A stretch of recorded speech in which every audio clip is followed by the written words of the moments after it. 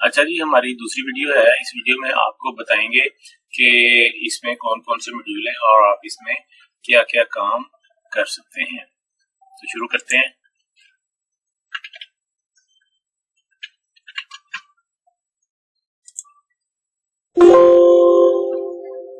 अब देखें, इसके अंदर मैंने लॉगिन किया है तो जिन मॉड्यूल्स की मुझे एक्सेस थी वो मेरे सामने शो हो गए हैं। और जो जो मॉड्यूल्स हैं वो कौन कौन से हैं, ये सेल का मॉड्यूल है जिसके ऊपर कर्सर हमारी इस वक्त है, और ये परचेज का मॉड्यूल है।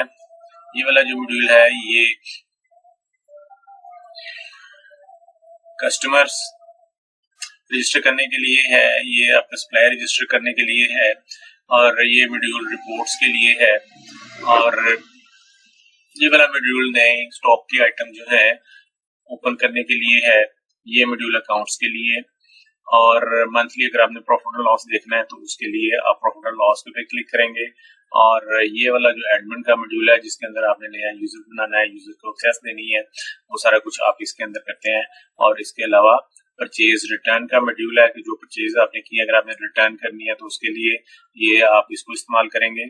और इसके अलावा सेल रिटर्न का मॉड्यूल भी इसके अंदर होता है। ठीक है जी, तो ये बड़ी छोटी सी वीडियो है, इसमें सिर्फ आपको तारफ दिया गया है कि कौन कौन सी मॉड्यूल इसके अंदर शामिल है, और बाकी तफसीलात नेक्स्ट वीडियो में होंगी इंशाल्लाह।